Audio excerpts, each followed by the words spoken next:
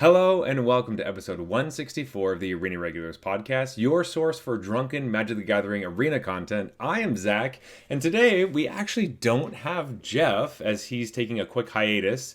So today we actually have my wife, Katherine. Hello, it's true. I am here to fill in for Jeff. And we'll see how it goes because I don't know anything. Why are you talking like that? I don't know. I'm nervous. Anyway, this is Katherine, also known as Hi. Kiki, also known as the Keeks. And we are doing a Drunken Vorthos episode. So luckily, Katherine doesn't have to talk about any magic cards necessarily, just the magic story. So if you're not familiar with our Drunken Vorthos episodes, this is where we're only talking about the story, like I just said. And this one is for Bloomburrow, the newest set. It's coming out in the end of July, early August. And so we're going to get into that. But first, each week we drink a beer. We rate it on a scale from bronze to mythic, just like the tiers in Arena. So with that, Keeks, what's on tap? Do you want to tell us what the beer is? Yeah, today we have from Bellwood's Brewery, the Ultra Premium Lager. It's 4%, light like this. beer, really cute can. I said I wanted something crisp, refreshing. So, yeah, can I open it now? Because I've been watching it get room temp on the table. Okay. Here we go. All right. So as we're starting this, Keeks, I just wanted to ask, what is your history with magic? Do you know anything about it? No. What? I mean, I would play Pack Wars with you from the dollar store. And there was a period of time that we played actual Magic, right? We played a little bit, yeah. A little bit. But you introduced it to me. You sat me down at that cafe in San Francisco and like explained the game. And I was just like, what? It's just been watching you and listening to you. Yeah. That's So it. this is safe to say that you don't know a ton about No. it, and you haven't read any of the stories before. Never. Okay. So this is your real first foray into the magic story. Yes. Fantastic. I'm really excited for this. This story ended up being a really great one for you to start with. We'll get into that in a little bit, and you will find out. But we are going to jump right into things. If you haven't kept up with the magic story, luckily that's not a big deal right now. This is Bloomburrow. It's going to be the new set for the new the year. We're getting rotation is happening soon. So usually they kind of try to start fresh whenever we have these new rotation sets. Whenever the new set comes out in the fall-ish end of summer into fall, we get like just something brand new, and that's what this is. So we're going to get into it. So this is Bloomburrow by Valerie Valdez. Super cute. Super cute. Oh, the story. The story. Oh, I was like, Valerie. Is Valerie super cute? Hot. You looked her up. No. Before we get into it, Valerie has done another one of our stories before. She was the author of the Lost Caverns of Ixalan story. We have a Drunken Vorthos for that, so if you haven't heard it yet, go check it out. I don't remember what episode number it is, but I'm sure that you can find it yourselves. All right, let's get right into things with episode number 1, Calamity Comes to the Valley. So, in Bloomburrow, a quick thing that you might want to know is that it's just filled with a bunch of animals. So it's like all anthropomorphized creatures. Yep. So that just is animals. Animal folk. Yeah, animal folk that they stand up and they walk around like humans. So I have a question. Okay. So like, are in this plane? Yeah, plain. Nice. There are no people. In this plane, it's just a world that consists of animals that walk and talk. And Correct. Exist. Okay. Everyone is an animal. There are no humans. They're not existing in like this little patch in like the real world. As far as we know, their plane is all this, and it's not like A Bug's Life where we're looking really closely on something. Okay. So we start off with our main character, Helga, one of our main characters, who is a frog folk, and she is sketching down by the pond or the river, basically. It seems to be something that she does quite often, It's like, and not necessarily something she should be doing, is sketching. Why? Because Nearest, the rabbit folk, comes and scares her, and that happens to be Helga's mentor. Now, Nearest is saying, hey, are you not doing your village chores again? Oh, right. She just doesn't want her to be focusing on that because it's like her magic thing. So, yeah, it is like a magic thing. But basically, she's sketches different pictures, some of her dreams, some of her visions that she has. But she's skipping out on all the other work that she's supposed to be doing in the village. Yeah. Which seems to happen a lot. Like she can't focus on one single task. Yeah, she's Helga's a little ADHD, we'll just say. And her family doesn't always agree with the things that she does. No, she lives with her grandparents. Yeah, she used to live with her grandparents. I think something bad happened to them. There's a point in the story where the rabbit apologizes for what has happened to them in the past. Isn't it that Helga at one point lived with her parents and then they moved somewhere and she decided to, and her grandparents thought it was like too noisy. So then Helga thinks, okay, I'm going to leave with my grandparents because they've always been more supportive of me. Yes. And I think something happened. There is parts in the story where we don't necessarily, they don't clearly tell us a lot of stuff, which I actually liked a lot about this story. It seems to be like little hints and nods at certain stuff. But we aren't flat out just told things a lot, which is a really good thing in storytelling and really good with this story. So she's sketching, right? Yes. And then she it's almost like she zones out and then she looks at what she's drawn. And it's this crazy, it's this bird. So it's like this giant bird thing that she draws. Yeah, with 4 wings. Yeah. And she's like, wow, that looks really weird. It kind of seems like a calamity beast, but I don't really know what that is. And that's the first time we hear about calamity beasts. It's these are beasts or these types of giant creatures. And do calamity beasts exist in other planes? Is that like a magic thing or is that just in Bloomburrow? Yeah, so that's just in Bloomburrow. Okay. So calamity beasts are basically these huge creatures that have really immense magical powers. Think of them like some of the magical beasts, these calamity ones, they change the seasons. So yeah, so they affect like the weather and stuff. Yeah, right? They affect the weather, they affect the seasons, and the one we're about to hear about when Helga goes back into town. This is Pondside. There's an alarm that erupts. There's like a mouse on top of a tower hitting a bell, being like, "There's a fucking thing coming at us." Yeah, and it is this giant owl. Yeah. And this owl's name is Maha.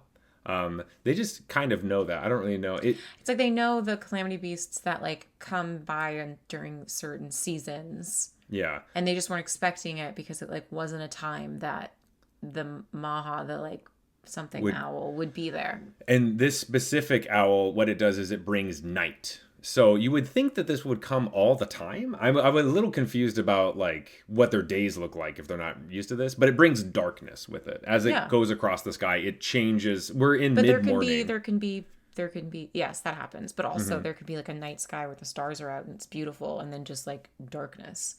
It's like different than just night. Right? I guess that's true. I was under the impression that because the seasons come with the different calamity beasts, that maybe day and night, because there's also like a day hawk or something. So I thought that that's also how the days work. Right. But this Maha, this is not what she was drawing. No. Which at first I thought, oh, is this it? But it's not. It's like a known beast. Yeah. This is just like an actual owl, but it's a giant owl. What does she do?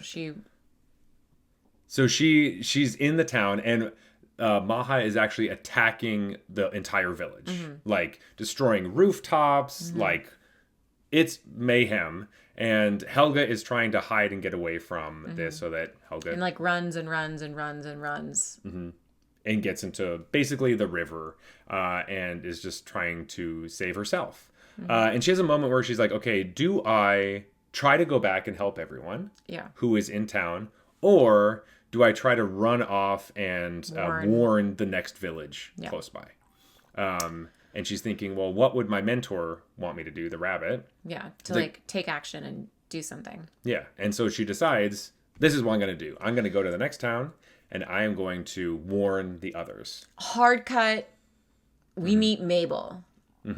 Tell us about Mabel. Mabel is a baker, and has a fabulous husband, Clem, and 3 kids. And they live a cute little life. Today's her birthday when we meet her, and they're getting ready for their birthday party.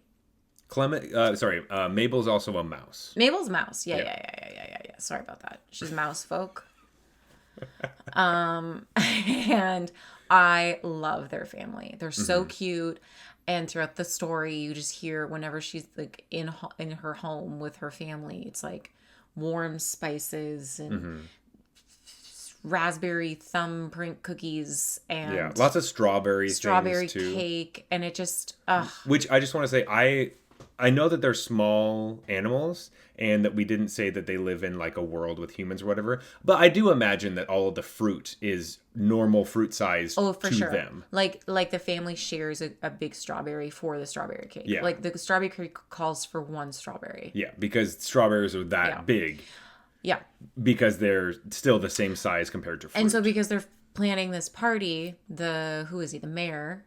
Oliver, yeah. Comes by, who apparently talks a lot, and everybody's like, oh God, here comes Oliver. He's gonna talk. And asks her to show off the family heirloom. Yeah, so it's her birthday, and she's very well known in the town, and her family, we just find through this, has been known to be heroes throughout their time, and she's very highly regarded in town. Everyone really loves her and looks up to her and her family because she is perfect, basically. And Oliver wants her to show off her family heirloom. Oliver's the mayor, yeah. And she politely declines. I think Valerie did a really good job of writing how Mabel is using different tactics to try to not flat out say no to Oliver, but get him confused or start talking about something else so he forgets about this. You just to drop it, and yeah. Yeah. And the reason is because the heirloom is not something to be waved around. Like it's not a thing that any of her family has shown. And it's a family heirloom through her mother's side. So her grandmother gave it to her mother, who gave it to her, and she's going to give it to her daughter, Rosalind, at some point. And so it's something that just like doesn't need to be shown. I don't even think in this moment, we don't know what it even is. It's just this item. We don't. Yeah. So we have no idea.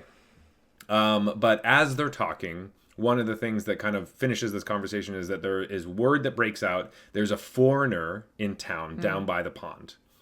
We are in Good Hill currently. Helga was over in Pondside. And, we immediately know this foreigner's Helga because that's the character who is running to and we realize that Helga's collapsed in where Mabel lives. Yes.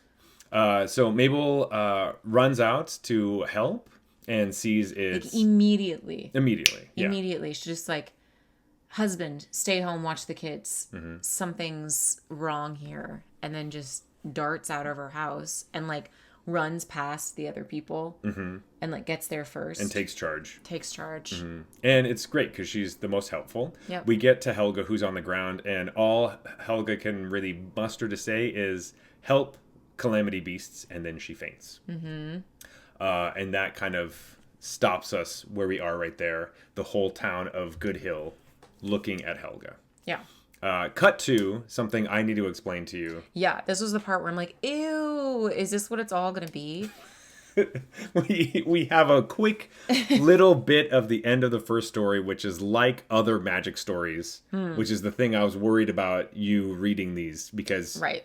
It doesn't have to be you, all right? The other magic stories are good, but I think that... Just the way that they were talking, I feel like I was reading like... Sometimes at work I read the Ninjago books. And then, like, the fight scenes and stuff and like the character names. And I was just like, ugh. All right, well, magic is not Ninjago. No, first I know, of all. but just like the cheesy... I'm like, are these even human? Am I supposed to know who... So, yeah, you were supposed to know who these people are. So, for all of you that do know, we quickly jump over to Ral Zarek and his husband, Tomik. And they are in bed together talking about how much Ral hates Jace Beleren and wants to kill him. And who's Jace Beleren? Do you know when you were reading that why he's trying to find him? Yes. So this is a continuation from the Outlaws of Thunder Junction story, which is the last Drunken Vorthos we did. Go check that out if you haven't heard it. But there's a quick little spoiler. So if you don't want that to get spoiled, stop right now and go listen to the other episode. But basically what happens is Jace and Vraska, who are these characters that you don't really know very well, they they get this little furry baby thing, and now they're going through the multiverse with it. His name's Loot. It doesn't really matter. But basically, they stole this treasure out from under Ral Zarek in the last story. Okay. And now they're gone. And Ral's really upset about it and wants to kill Jace. But this is the first time we hear that Ral wants to kill Jace. We didn't know that before. Okay. We knew that he was kind of mad at him and it was frustrating and all that stuff. But it wasn't to this degree. Yeah. So now it's very, very focused. Like, Ral's going to kill Jace, or that's his plan.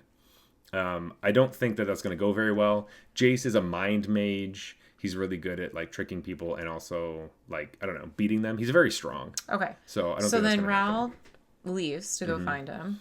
And the first place he goes is to ask the person who Tomik said, "Hey, maybe this person would know." I don't really know why this is the person he went to ask, but he went to the Wandering Emperor and asked her, "Hey, where's Jace?" And she's like, "Oh, I don't know. I lost my spark." So Ral Zarek is a planeswalker, which means he can go from different planes. Yeah.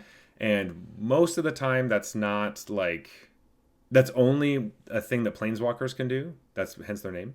But more recently, there are omen paths that let regular people go between planes, and they just open up randomly. And because throughout the story, I kind of got the message that at least in Bloomburrow, they don't know what a plane is and that there are other planes. They believe that their world is the one and only world. Yeah, and this is what most planes are like. Okay. Most planes don't know about other planes. Okay. It is only recently in Magic's history where they start to know about stuff. Got it. Okay. Besides the planeswalkers that can do this. Okay. He goes to talk to Wandering Emperor. She says her spark is now gone, which is great because her spark was really it wouldn't what's the word? It was very was inconsistent? Inconsistent, yeah, thanks. It would kind of flutter in and out, and she would planeswalk involuntarily.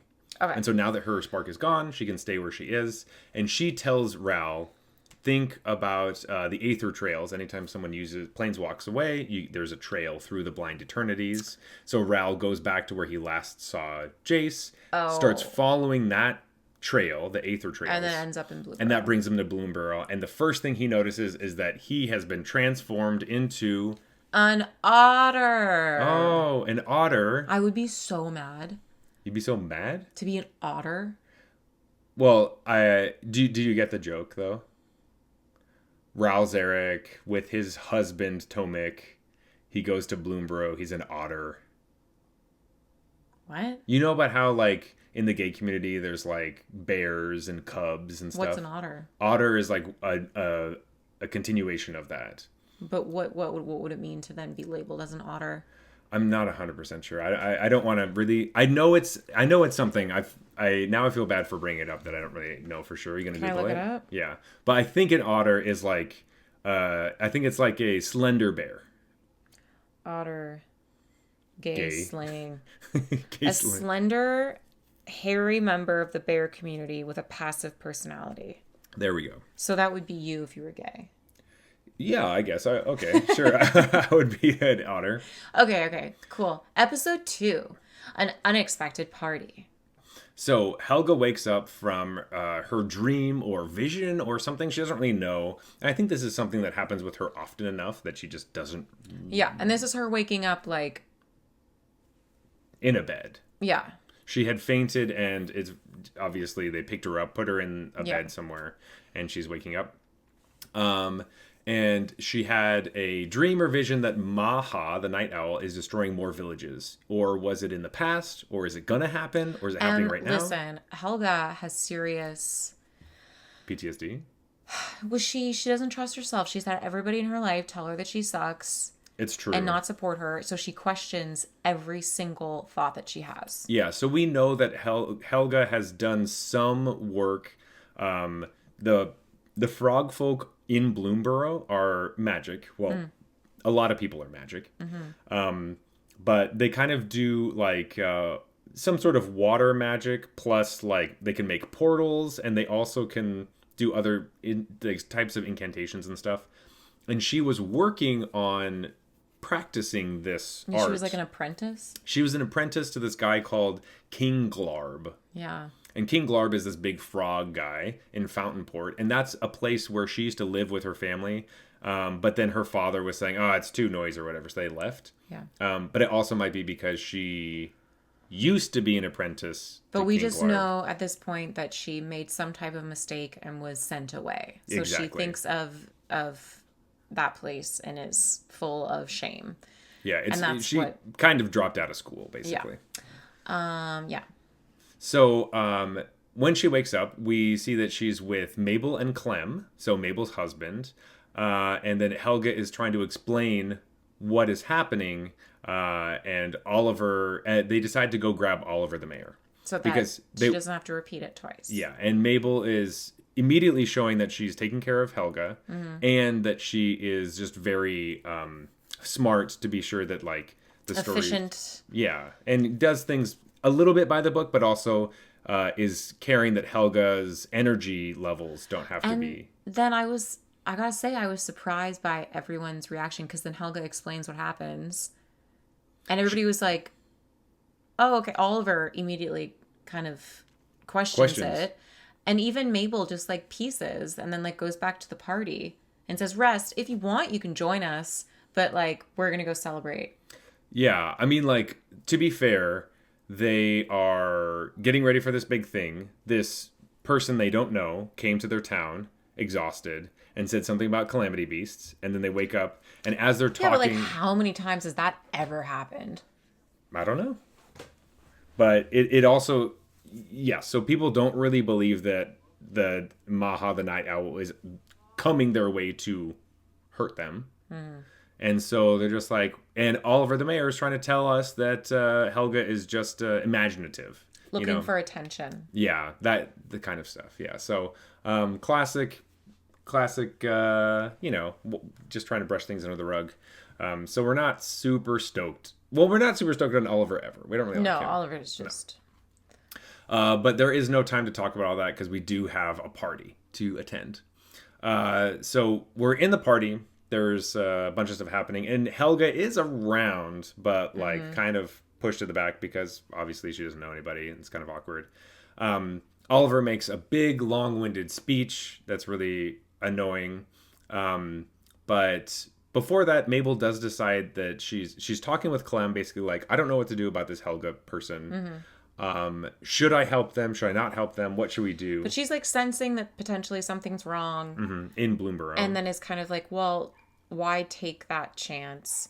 And then her husband, Clem, is really supportive and kind of just says almost like, you know what you have to do. Yeah. And then she goes up to do her speech after the mayor talks. And the mayor's speech was just like, she's a hero, we love her, and yada, yada, yada, yada, yada, yada. And then Clem and Mabel are kind of like rolling their eyes listening to it a little bit. And then Mabel goes up. And she takes out Crag Flame, which is her family's heirloom. Crag Flame is a double-edged sword. It's a sword that... they specifically talked about how it's sharp on both sides, and it is also can be on fire. Or is on fire all the time? Not all the time. I think some of the time it's on fire. Because when she went up to the attic to get it, there was something about how she had never seen it happen before. She like touched it and there was like a faint orangey glow. Yeah. That's how it was described. Because I think there's some like kind of runic marks on it. Yeah, too. And it would like, there was something about it, I don't know, coming alive or whatever when the time was right and when it was needed to be used. Yeah. So Mabel, in her speech, says that she wants to go investigate Pondside about this calamity beast, and she is basically telling the audience who will come with me, who is brave enough to venture off and be a hero like my ancestors. Yes, and investigate if there really is a calamity beast out there. And if there is, we can figure out how to save our town, and if not, then we can just come back and that's fine. Yeah. We surprisingly do have some people who will be coming along with us. Yes. Which is great. Though it was hesitant. It wasn't really easy to get people out here, but we got Phineas, who is a rabbit folk. Right. Phineas is like Robin Hood. Yeah. So Phineas can has like perfect accuracy with a bow. Yeah, I was like kicked out of the competitions because I think his accuracy was like too good. too good.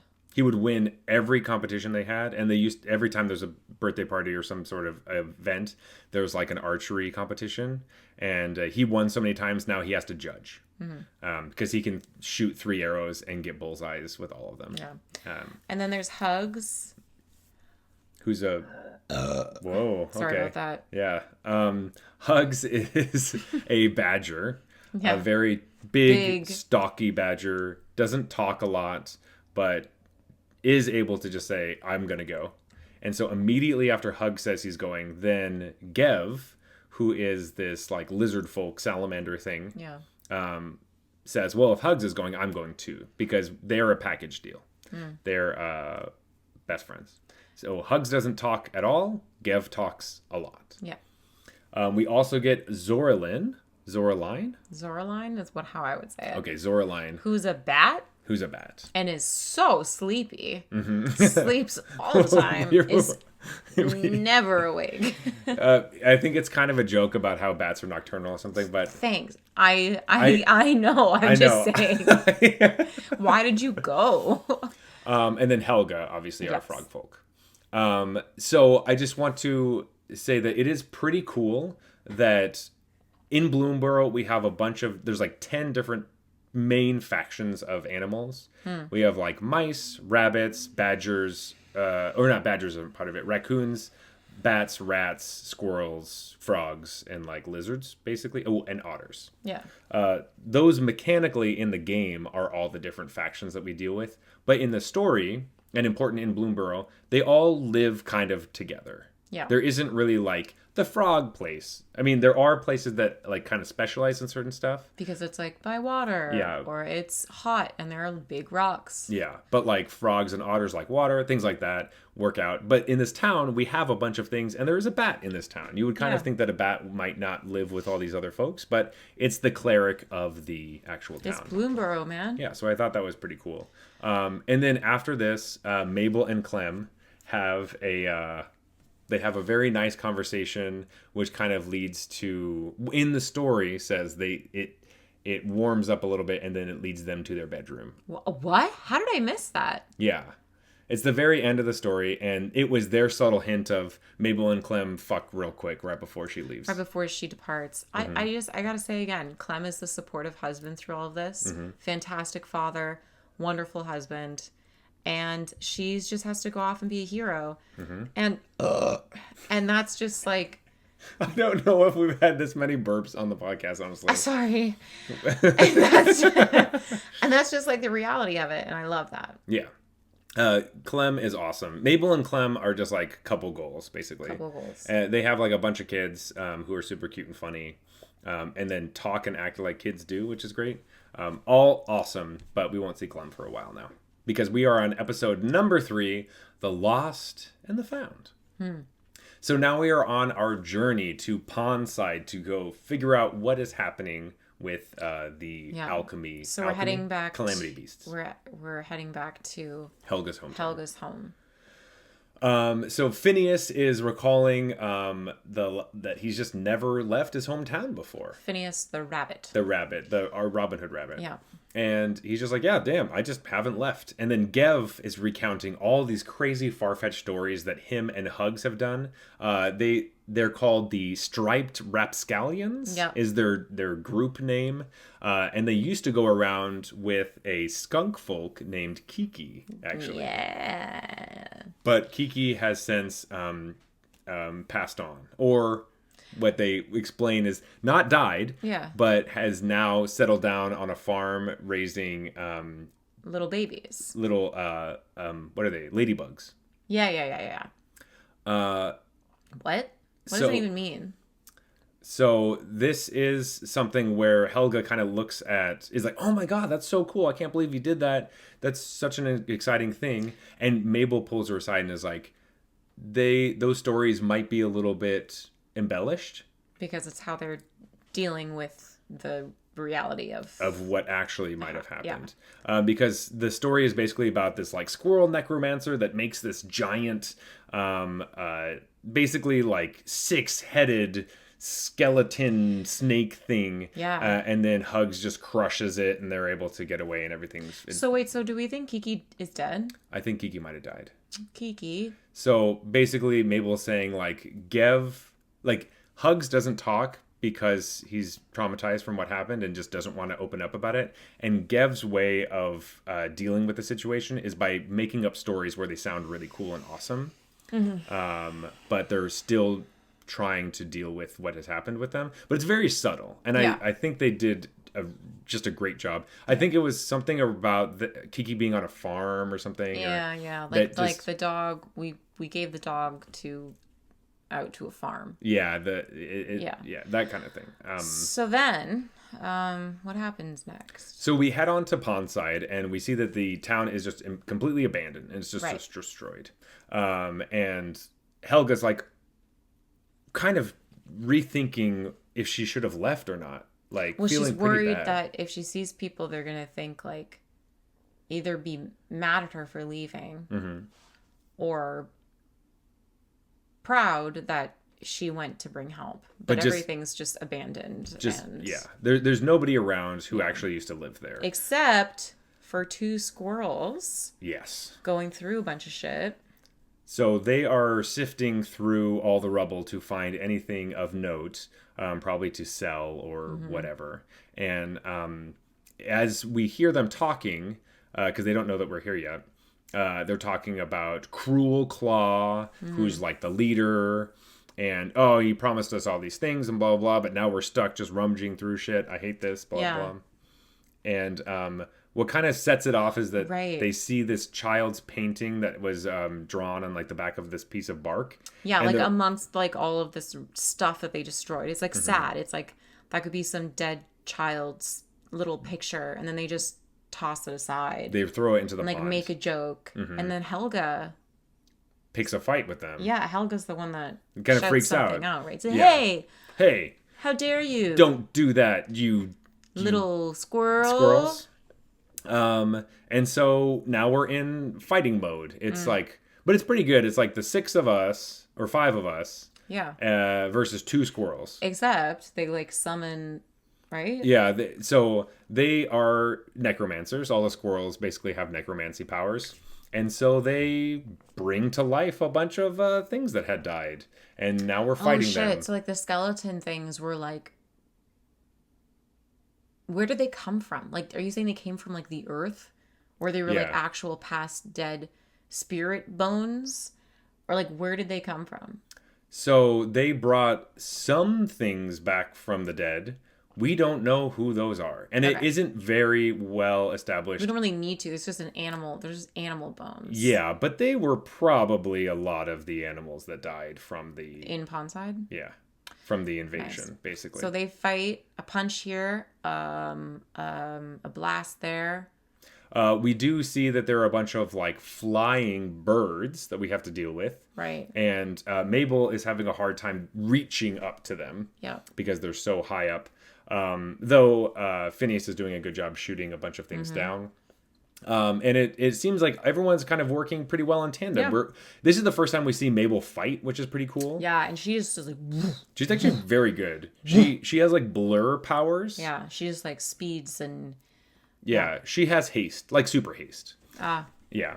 And basically, Mabel just looks at Helga being like, I can't reach the birds. What am I supposed to do? And Helga uses a cantrip to make...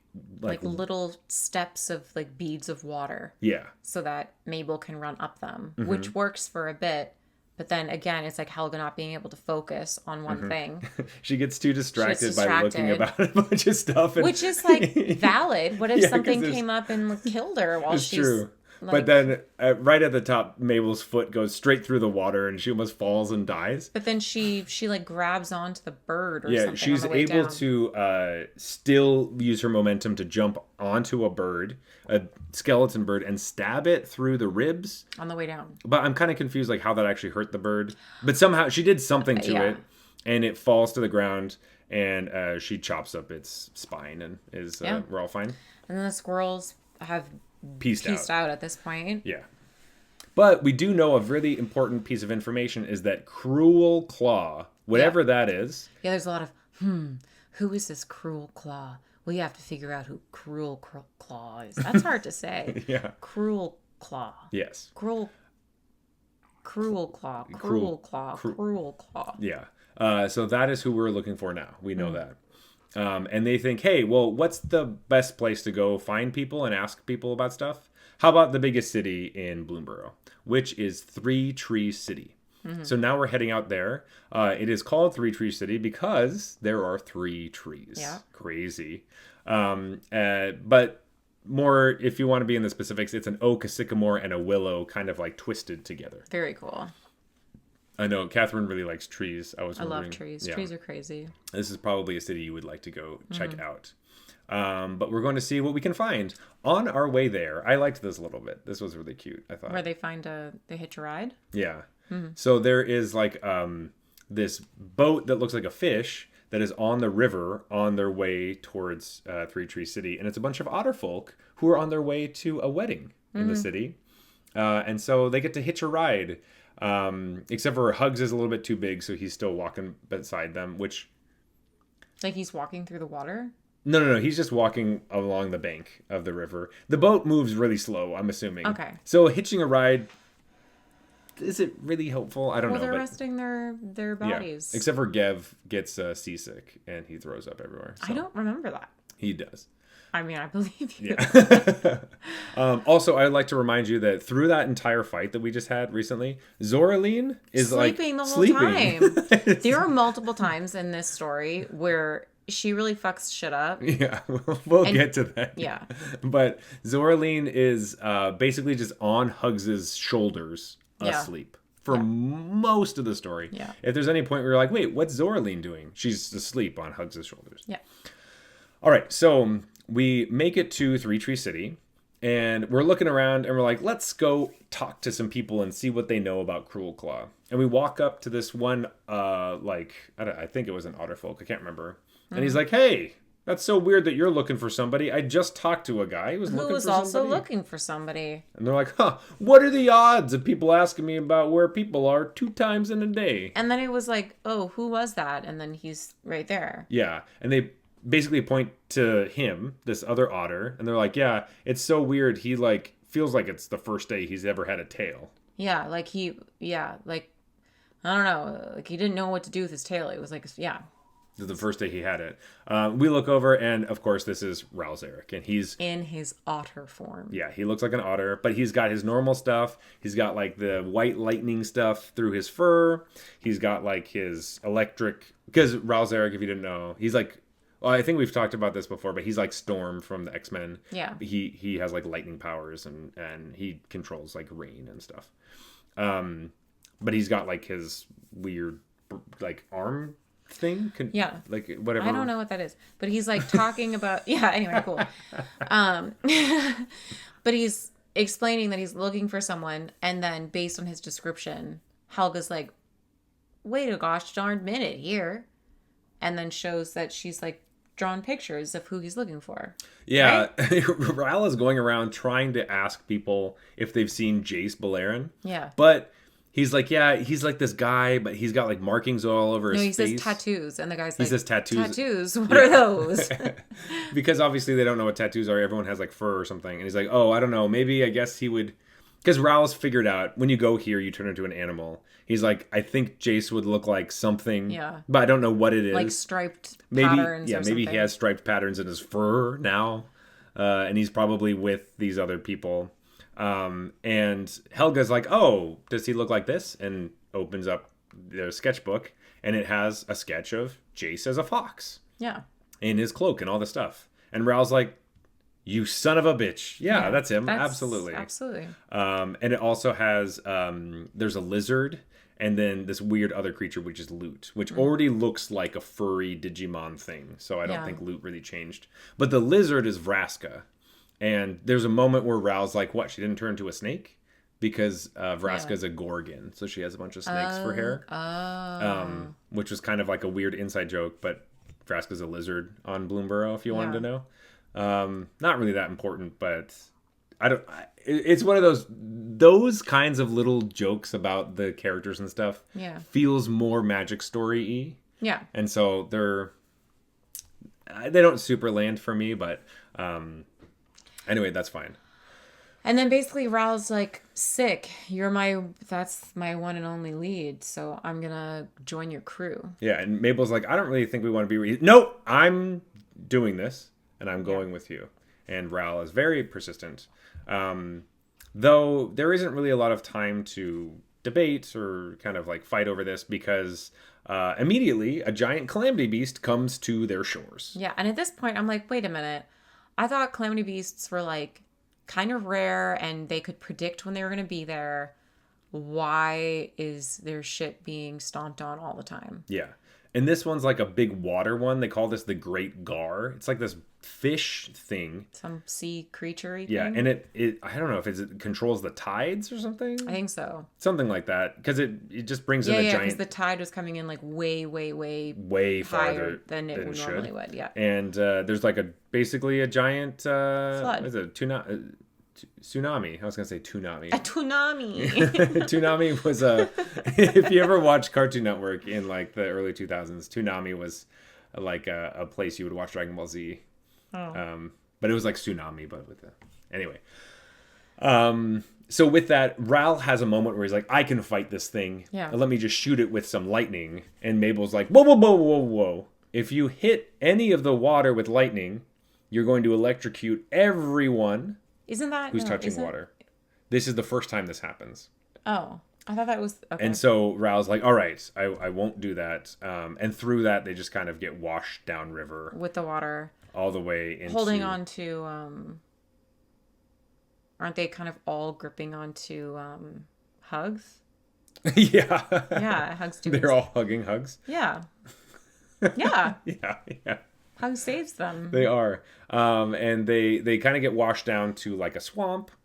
And as they're crawling out of the water, they're all like, brushing themselves off, trying to get dry. The one thing I thought was cool is that Gev just kind of like heats up because he's like a fire lizard. Yeah, and then he puts his body or something on against Hugs, who was cold. Yeah. Yeah. And dries him off too, which is a cute little moment. Just fun to see like what different animals could do. I guess we forgot to mention, Gev has fire power. He can shoot fire from his mouth.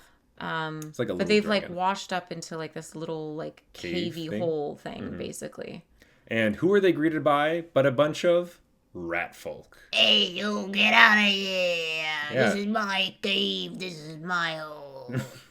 Yeah, that's what they sound like. But they all have like their swords ready to now fight another fight against our heroes in our party.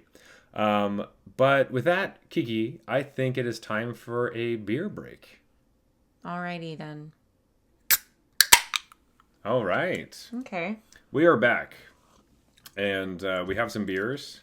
I'm keeping on the Bellwoods train with the Ultra Premium Lager, but Keeks has moved over to... I'm going to switch to the Jelly King, prickly pear and pink guava.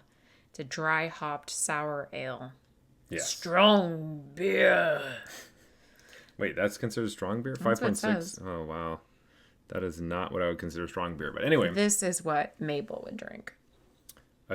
Yeah, okay. I could also see Mabel's like a baker, but there could be some brewing in there at some point. 100% yeast. Yeah. Yeast. Yeast is involved. All right. Episode 4. Soothsaying and storm calling. So Helga, once again, is finding herself in a place where she's about to die.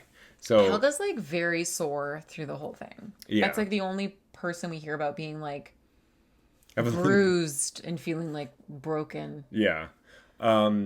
So Helga almost dies from Maha, the night owl. Yeah. And then Helga almost dies fighting the squirrels. Yeah. And now once again, Helga has been washed up on this beach, and there's a bunch of rats around. It's not a beach. Okay, it's a swamp. They're in a cave. I just meant... Okay, sorry. I'm just saying, don't confuse the audience. All right, so it's like a swamp, whatever. But now we're looking at all these rat folk being like, oh my god, are you gonna are we gonna fight you now too? Yeah. But it turns out they're friendly. Well, yeah, because somebody comes in and says, "Wait!" Like this old baddie with a cane, Yeah, coffee. coffee comes out and says, Hold up. "Wait, these are not bad visitors. These yeah. are good visitors. And they also are like, Mabel's like, hey, let's just talk about this real quick. Like we didn't Like, we try don't- to come here. We were We didn't like mean washed to. away here." And they were explaining all the stuff. And the rats are like, oh, I'm sorry. They're just like, we just had visitors right before you, which is Yeah. funny. We have like a weird reminiscence of like the other guy who was like, oh, somebody just asked me if Yeah. this character's around or whatever. But they're like, those last people that arrived that were just random visitors were not friendly. Yeah, which so, piques Mabel's interest. Yeah. Mabel's like, And so like they were already on their guard, and Yeah. everyone was like, we don't want outsiders. But as soon as we're saying like, hey, no, everything's chill, let's go. These rat folk are awesome. And once again, I want to say, great job, Bloomburrow. Your animals are not racist. That's No. great. Like everyone seems to be they're nice. there for each other. We don't ever have a instance of someone being like, oh, they're a fucking squirrel. Yeah, fuck Yeah, squirrels. I hate squirrels. Like we No, don't have it's like, anything oh, like that. it's somebody that needs help. The normal thing to do is we bring them in and we take care of Yeah, them. you just have like nice people and like mean people, which is great. So it turns out that Cruel Claw is the last group of people that came through. So those mean visitors. Yeah, were the fucking Cruel Claw. yeah, the Cruel Claw and all his squirrels and weasels and whatever else. I'm sounding like I'm racist against weasels now. Yeah. I didn't mean to do that. Anyway, but we do find out through Coffee the Bat and all the rats that they had a Calamity Beast egg. Well, okay, let's be clear here. Coffee says, well, it wasn't like certain. It was like heard whispers of, Okay. like heard a rumor that maybe Cruel Claw or someone who Cruel Claw works for has a Calamity Beast egg, which is why they're able to control Maha the owl. Mm-hmm. And so that kind of like clicks. Yeah, And and it makes sense. Oh, that these two are connected. Like, how could you control a Calamity Beast? Well, having steal their egg makes a lot it's of sense. like in Jurassic Park, the second one, when they use the baby. Are you talking about the Lost World? Yeah, they use the baby Jeff Goldblum. with Jeff Goldblum. Yeah, Yeah, to bring the mama. Yes. Yeah, Yeah, it's and like an alien. yeah, totally. It's like that. Yeah, it's also like Alien. You're right. Thank you.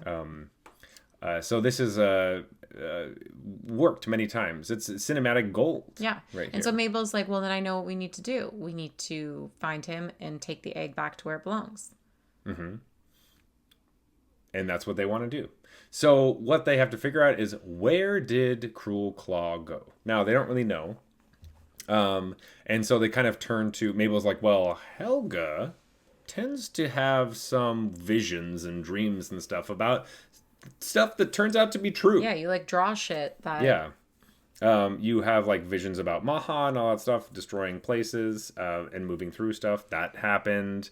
You have all the weird drawings of like Jace and the lizard Vraska and all them. So Yeah. that makes sense.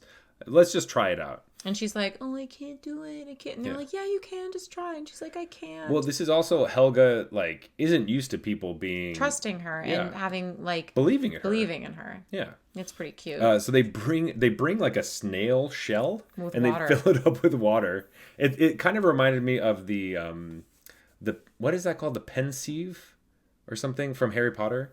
oh, when you The memory with the bowl. memory bowl, 100%. Yeah.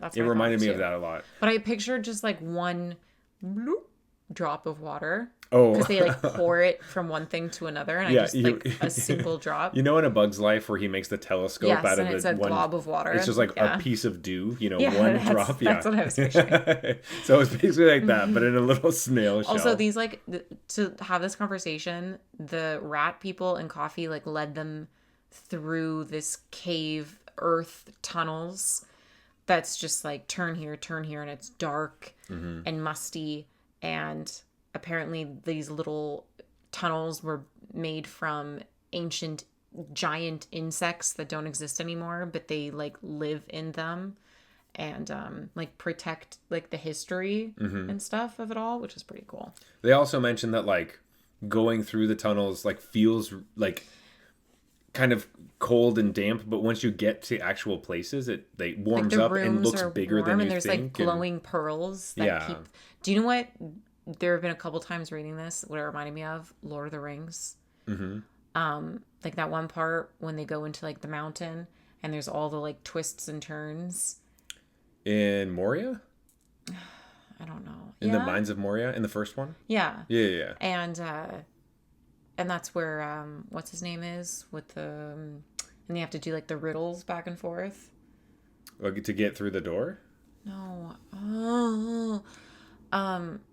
What's My precious. Yeah, Gollum. Gollum? That's when we meet Gollum and, Yeah. and he what's his name has the ring. Anyway, they go through like all the tunnels. That's what I picture. Yeah. And they're like because when I was reading this, I'm like, they're gonna get lost. Because then Mabel at one point's like, I don't know. I'm past. There are many, many turns ago. I forgot which route I would have to take if I was gonna have to leave in a hurry, and that's how I feel. Oh, you get worried about it. Yeah. But luckily, nothing bad happens. No. All we have is Helga needs to look at this. Well, now it's funny because I was thinking the water was like flat and surface, but now as we're talking it like as one beat like droplet of water, it kind of it starts to look in my mind as like a crystal ball. A crystal ball, yeah. But anyway, the point is to look into it and see the future or wherever they went. And Helga can't do it. Really hard. Yeah. There's a lot of pressure though, you know. There's people looking at you. It's Well, she has to draw. yeah, they have her like, you know, pad of their sketch paper out or whatever. And she's just getting really riled up and like can't really like it's just that moment where like nothing's happening. And something's supposed to happen, And nothing's she's happening. like stressing out and her anxiety's getting bad. And then what's her name? The bat. Zoraline's like, girl,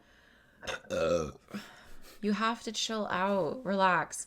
It's you don't have to like something about like you don't have to fight for it, you just have to uncover it or something. And then for the first time, Helga doesn't dismiss it, she actually like thinks about it. Yeah. And then all of a sudden Yeah. and then they take the journal out of her hands and she's drawn where they have to go. Yeah. What I liked most about it is that Helga is literally just starts to draw and then starts talking about the barnacles in the snail shell. Oh, that pink one, that reminds me of that thing. And I used to do, and it does ADH brain. Oh, yeah. Straight through thinking about random stuff. And then all of a sudden she drew a picture of Fountain Port. Yeah. And they're like, this is where we need to go. And she's like, holy shit. I did that. I did that. I also know where that is. I don't remember drawing that at all. Because Fountain Port is where she studied with King Glarb. Glarb, not Glub. So yeah. They decide that this is what we're going to do. We are going to Fountain Port, but we need to pick a route.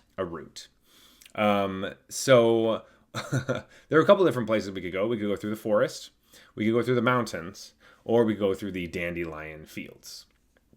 Now, it seems as though Hugs and Gev have been through the dandelion fields before, and they didn't like it because it's full of those little prickers, sticky pricker things. Like what do you call them? That would get in like that stick to your socks or your shoelaces and stuff. Yeah, and it would get caught in Hugs's like fur, which Gev has to then pull out. Which they're like, well, this is the fastest route. This is like straight there. That's like a little problem to have. But then it's Coffee, right? Yeah, Coffee and Tucker. Tucker is also like a rat friend.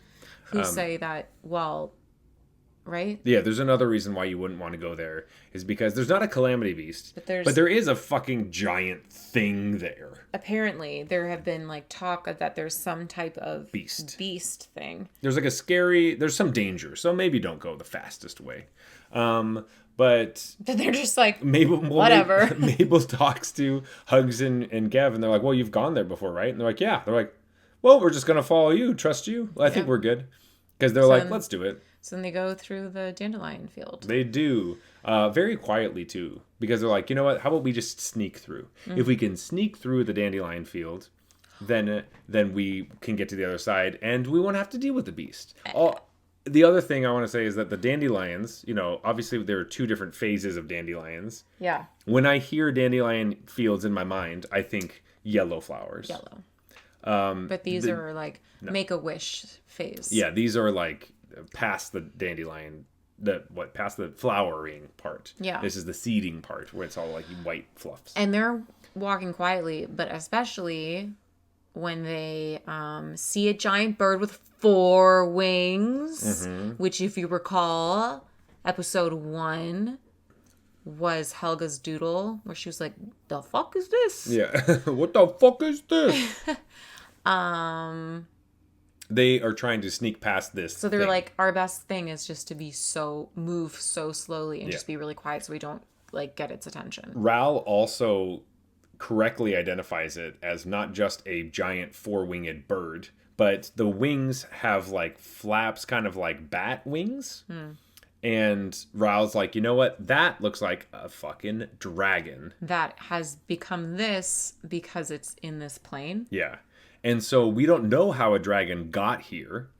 Dragons don't tend to use omen paths, so I don't really know how it arrived here, but that's what Ral has decided. This is a dragon, and it turned into a bird when it went through, and this is what dragons look like 4 wings.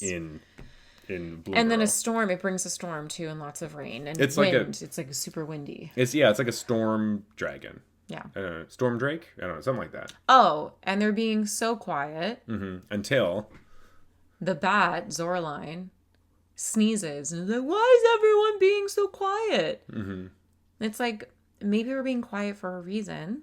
Zoraline, what the fuck? Like, you wake up to tell Helga to like fucking chill and just like believe in yourself. That was great. And now you're asleep again, and one of the dandelion fluffs flies into your nose and you sneeze. Yeah. And now you blow our cover, and now we have to fight a freaking dragon. The dragon bird notices. The Drurd.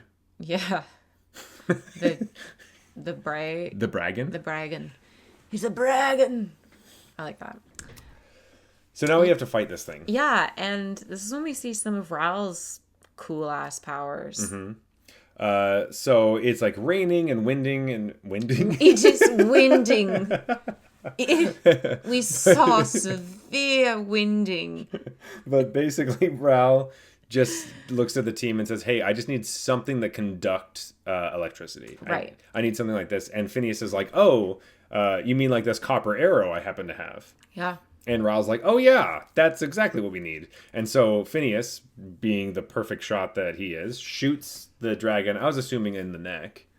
Yeah. And then Ral just like uses and lightning. It like zaps it. Fucking zaps it. It doesn't die, but it like, gets pissed.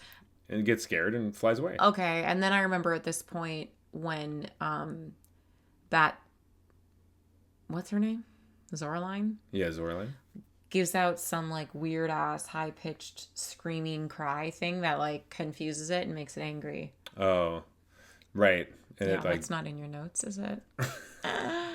Well, anyway, it flies away and we're all safe. The storm starts to part, but not before Helga does use this. It's like a protective bubble. Yeah, it basically puts like a sheet of water above them. Because they find like a rock. Like Mabel at this point has run ahead and found safety, and it's like a rock that has a little hanging thing on it, so they can be underneath of it. But the wind and the rain are still hitting them. So Helga successfully, which is great because she's questioning her skills. Yeah. Does a little protective thing, and the rain just kind of like slides off of it so they don't get wet. Yep. And we also notice that Ral doesn't seem to get wet either. Yeah. But it's because he can kind of control water. And it like runs off of him. Yeah, basically just never touches his body. It just kind of goes around him because he just mentally pushes it away. Super sweet. And then while they're there, Gev is just pulling the little sticky stucker things out of Hugs' fur. Fluffs. And Zoraline falls asleep again. Yeah. But we are off to Fountainport. Yay! Yeah, to see King Glorb. That's right. His moistness. Yeah, that's right. Episode 5 is Nightfall in Fountainport. And everyone's like, this place is so cool. It's really cool. It's cool, but it's a bit showy. It's like the Apple Store of Bloomburrow. I don't think that's true. Really? It's like, so Fountainport is like a giant, like 3-tiered fountain that obviously pushes water around and all this stuff. But it's full of like, it's basically like a skyscraper because the water going up the fountain are elevators. Yeah. And then like each like tier or level has like its own like fucking thing going on. Yeah. It's really cool. It's like, it's a really cool city. Yeah. But it's like a skyscraper in a fountain. It seems a bit showy. Seems a bit over the top. I thought it was cool. Whatever. Anyway, so we go into it and Helga. Oh, sorry. You go. Oh, no, you go. Okay. Helga's a bit hesitant and is like nervous and has this like internal monologue going on because she's like, oh God, King Glarb is gonna see me and I'm full of shame for what I did so many years ago when I was training here and why I was not just like kicked out. She was like, what's the word? To be kicked off the land, like to be sent away. You've been banished. Yeah. And so like, I was thinking something like horrible happened and then the story ends up being kind of ridiculous. I was also thinking that too. And it's not something like no one has really asked this question yet in the story, but we've been thinking like, what the hell did Helga do? And so, half of Helga's hesitation is like, am I going to show up and King Glarb will immediately know who I am and like tell me to fuck off and like I hate you? Or is King Glarb not even going to remember me at all? And that's going to be worse. Yeah. They're like, oh wow, you don't even remember that thing? I thought that was horrible. Can we tell the thing? Beating myself up about it. Well, yeah, we can tell the thing. Yeah. Okay. So do you want me to explain it? Yeah. Okay. You explain it. So they were practicing back when Helga was working with King Glarb. Helga was learning how to do different. They're like doing portal activations or something, trying to open. They kind of, if you know the game Portal, it's kind of like that where they like open a portal and you can stick your arm through it and it comes through a different place. Oh yeah. And Helga fucked up something that she was doing. And accidentally like hit the King Glarb's staff out of his hand, and it was falling off of the side of the fountain. So then she tried to make a portal for it to go through, so it would go back in her hand. But it ended up she made a portal for the staff to go through, but it also opened a portal above King Glarb's head. So then the staff. But while that was happening, King Glarb used a magic like water whip to grab the staff as it was falling, because he's like, this is I can save my own staff. I have magic.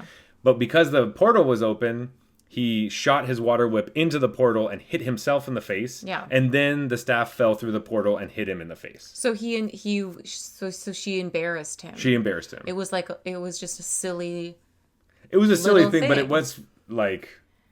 And then I'm just like, at that point, I'm like, King Glarb sucks. King Glarb does suck. And then you meet him and you're like, King Glarb sucks. Yeah, we meet him right after this.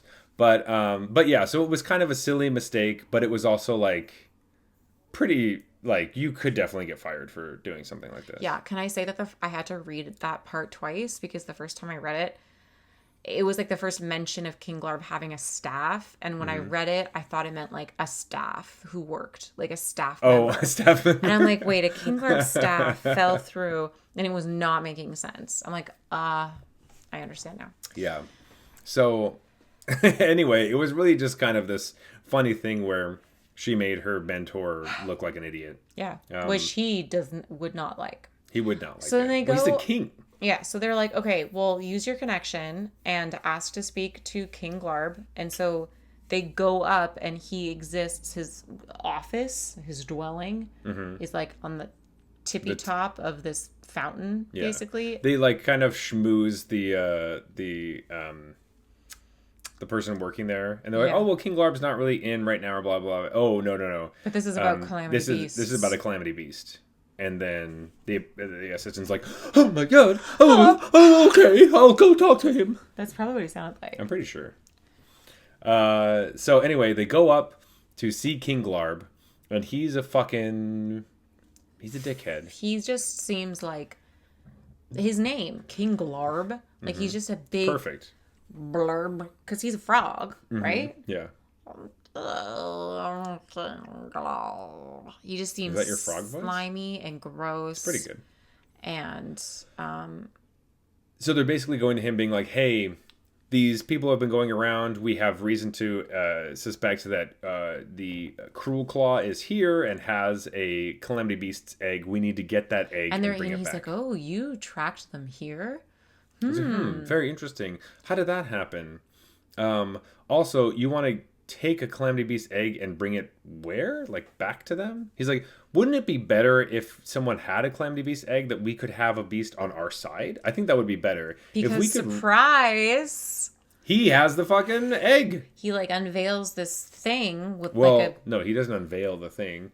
It's hidden behind like a leaf. Right. And right. Helga like sees Moves. something and moves it with some water. And the egg is sitting there, and turns out King Glarb was the one who hired Cruel Claw to steal the egg for him. What? Twist.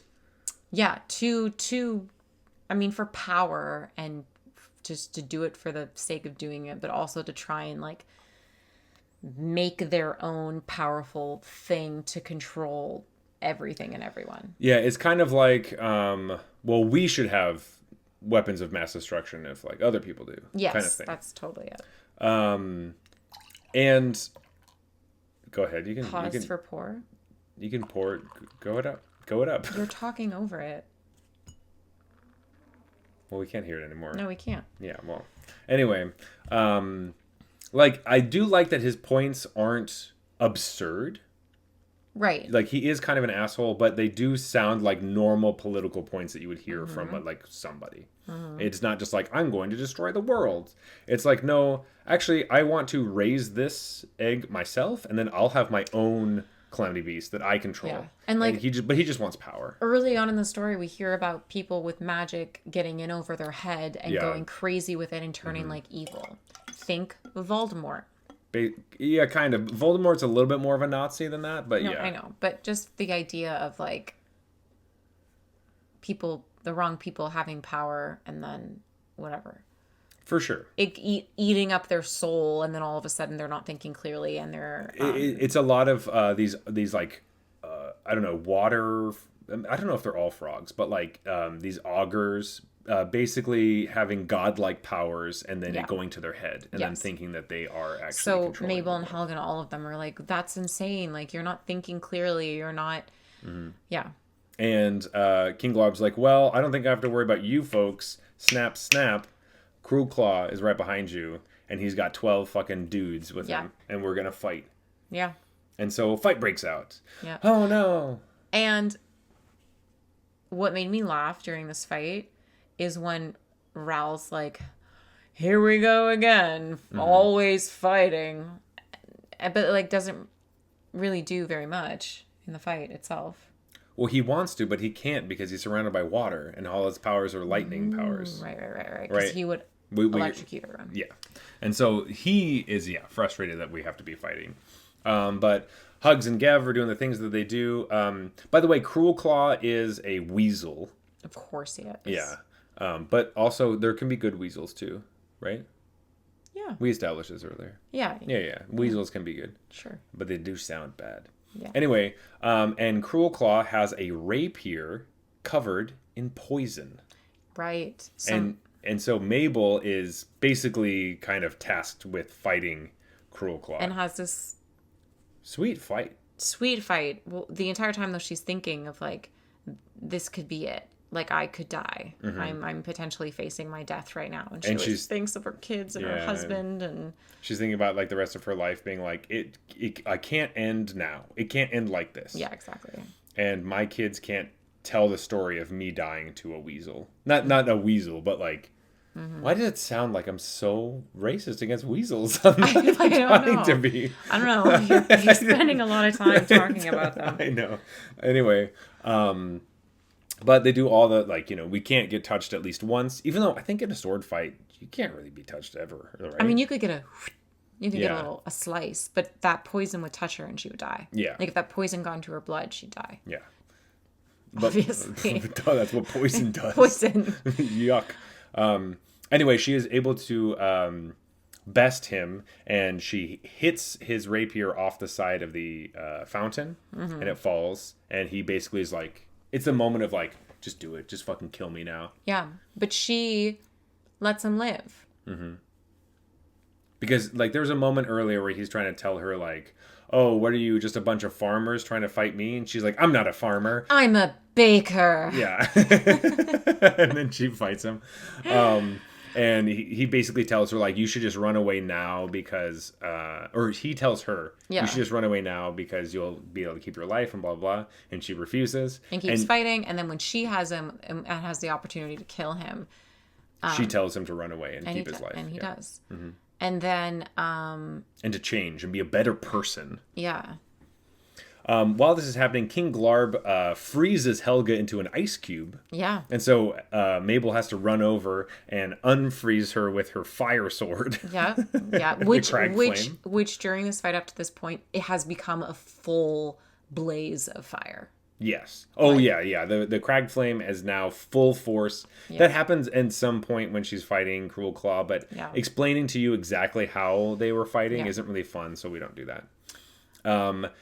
After Helga is unfrozen and shivering, Mabel needs to run up and jump and, like, basically stab our King Glarb. Yeah. And Mabel is able to use her water powers to make steps that actually work.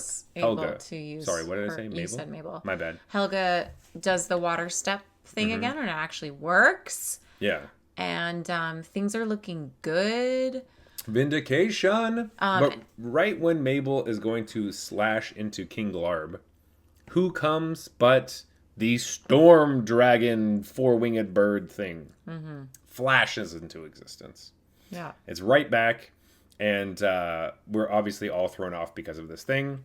It's like this new enemy has entered and everybody flees. Yeah, and like, oh shit. It swoops down, tries to grab King Glarb, but right before it can, he makes a portal and just like get pieces out of there. King Glarb pieces, yeah. Bye. Gone. But then Ral is like, all right, I'm gonna fight this stupid thing once again. Yeah. It's still got that fucking arrow, so I'm gonna shoot it with lightning. And this is the moment where Mabel's like, no, you can't do that, because remember, if you shoot it, everyone will get electrocuted and we'll all die. Which is like the third, I guess it's the second time that we talk about this, but it's true. If you don't know, lightning and water don't mix. Yeah. So careful out there. yeah.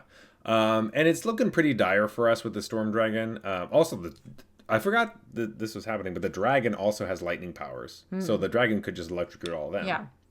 Luckily, in flies Maha. The fucking owl from before. And goes right towards the storm dragon. Yeah. Which is cool. Again, it's like when one bad monster is causing chaos and then the other like dinosaur monster thing comes in and then they start fighting each other so the humans can escape. Yeah. It gives like Jurassic Park vibes again. Yep. With the Velociraptors and the T-Rex. Yep. It gives like Godzilla vibes.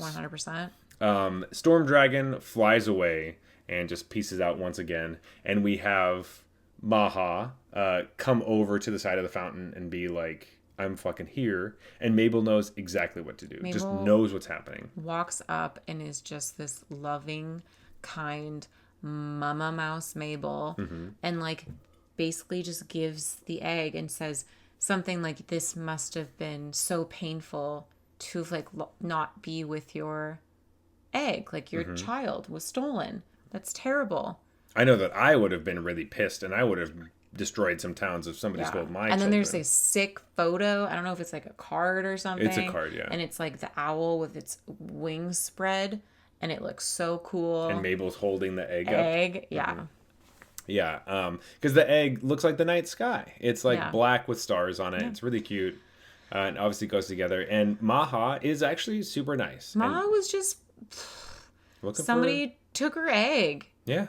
And at that point, everyone's like, "Hell yeah, we did it! Let's go home." And Yeah. then they get a sick ride home. Yeah, in like a, I don't remember, it's some sort of carriage, but I They imagine, call it like a cabbage something. yeah, cabbage carriage. Yeah. I was imagining it would kind of look like the onion carriage from Shrek, Shrek. 2. That's also.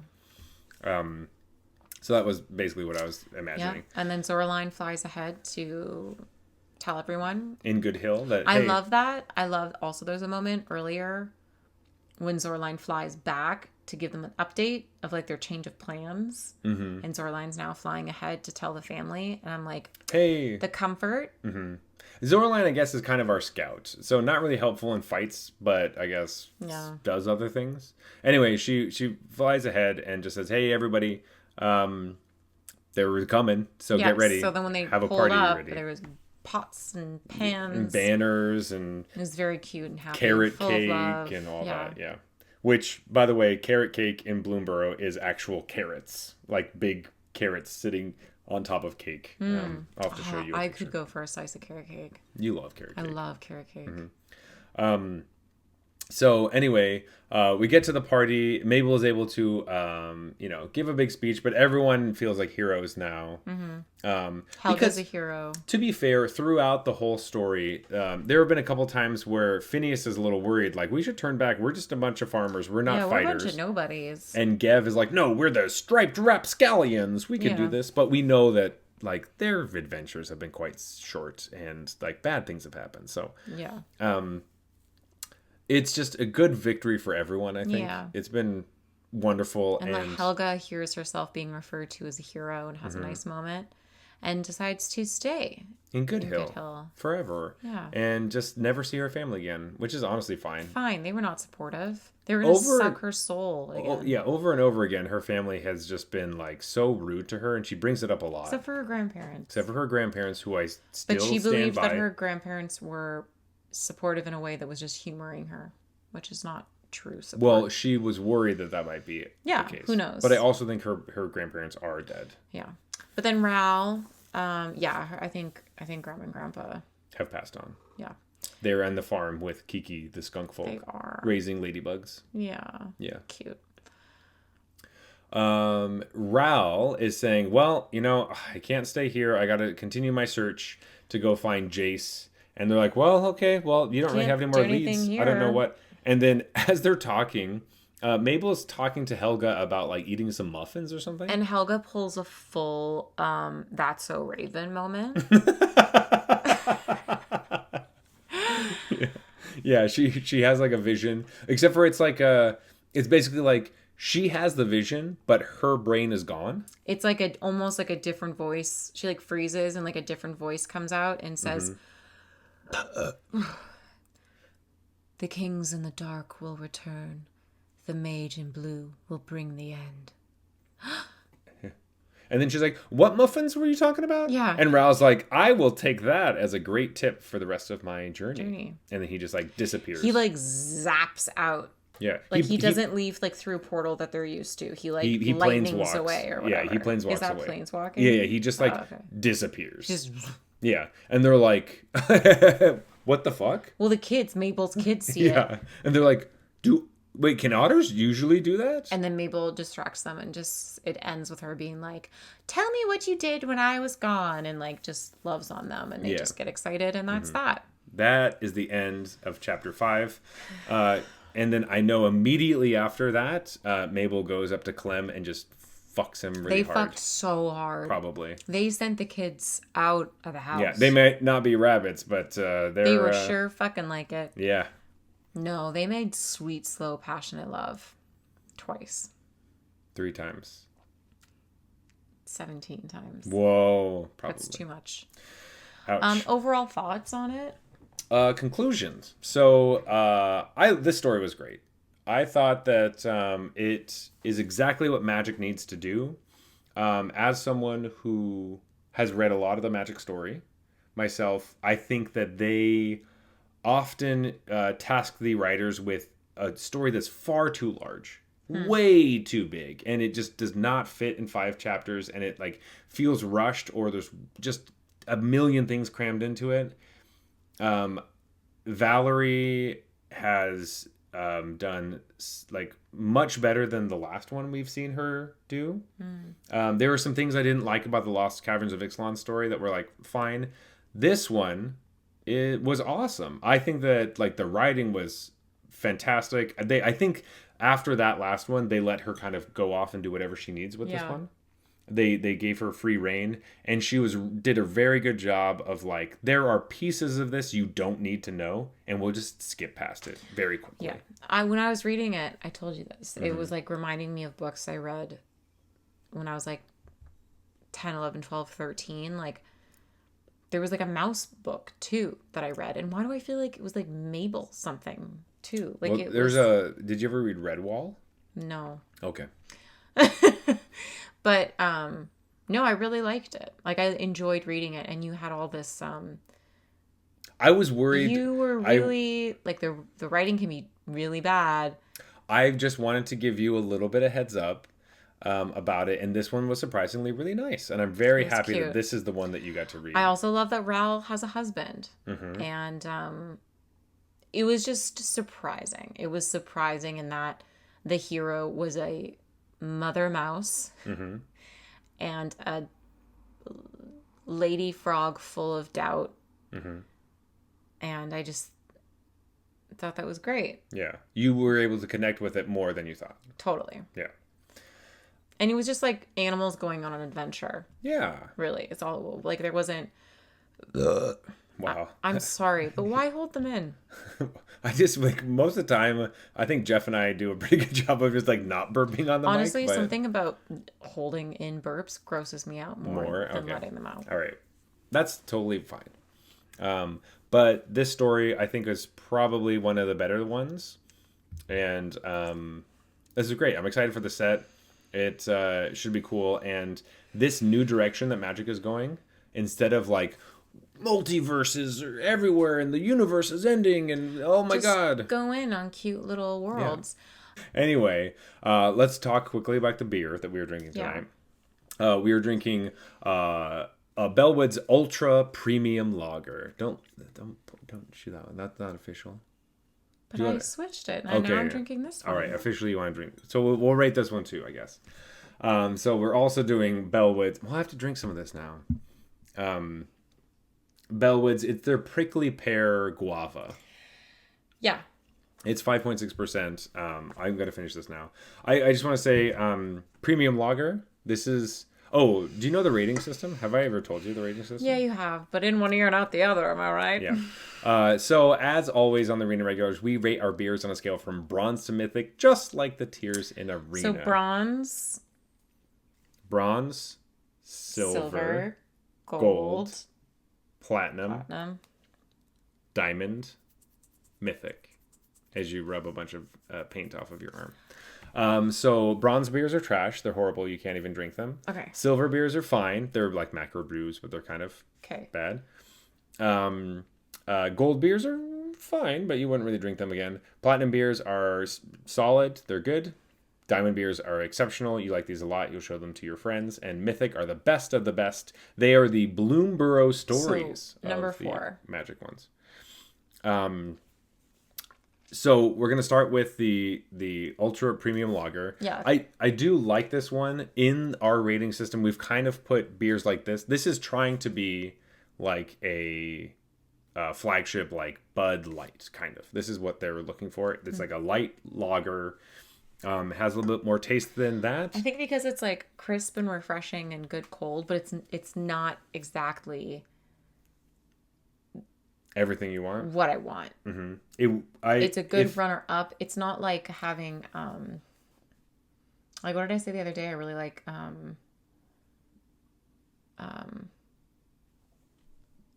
what? A beer that you like drinking? Yeah. Oh, Mexican lagers. Lagers. You had the Ace Hills Mexican lager and you liked it a lot. Yeah, I don't know. Yeah. Like I had one and I'm like, I don't want another one. Yes. Which would kind of be in, we would consider this probably like a silver, like it's. I know, but I need, so is that the 4th one? That's the second from the bottom. Oh, okay. Yeah, this could possibly crack into gold, but I do drink it a lot. But the reason I drink it is it's the cheapest one that Bellwoods has. If it wasn't the price point it's at, probably not drinking this beer that much, honestly. But I do think I like it better than their Bellweiser, which is their like Budweiser version. But still kind of a silver beer. That's what I would probably say. What would you say though? It can be whatever you would think.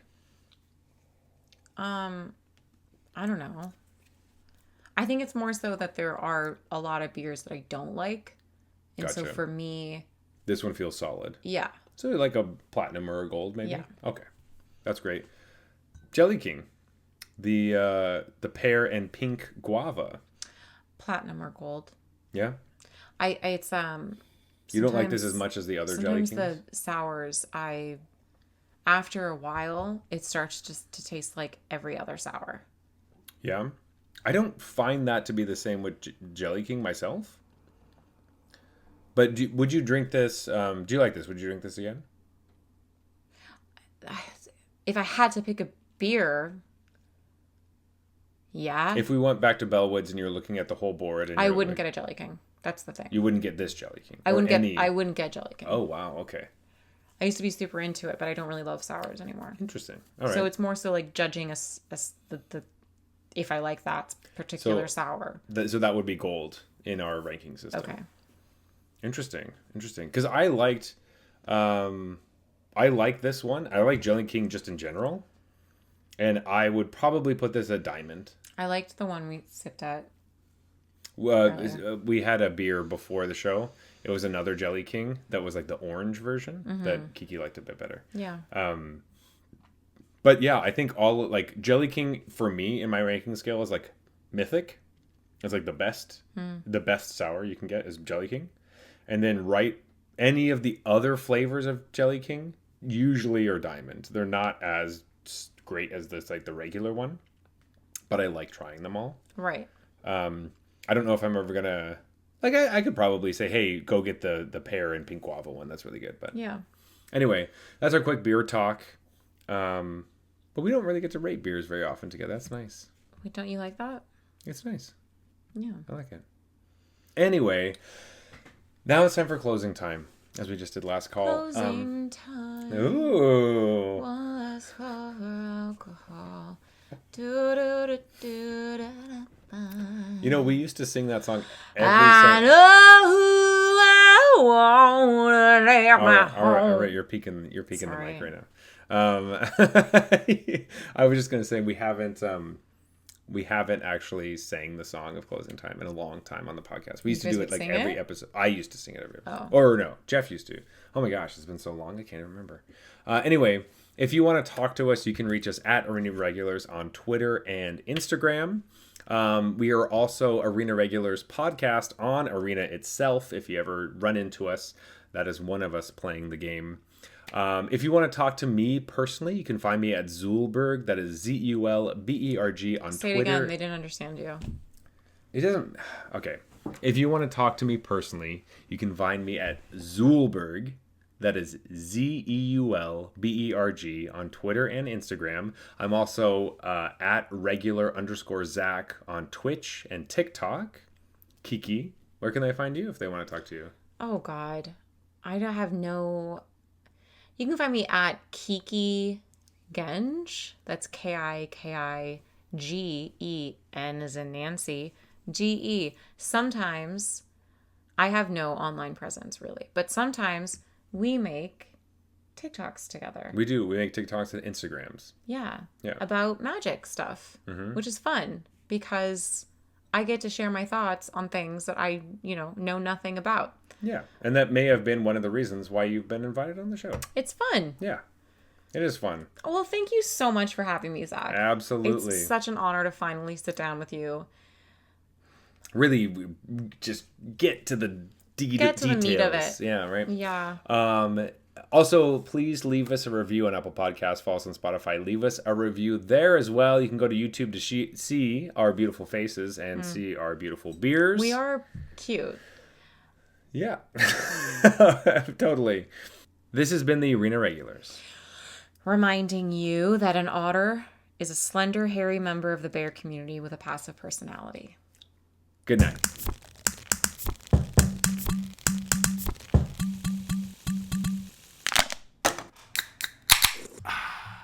All right, that's fine.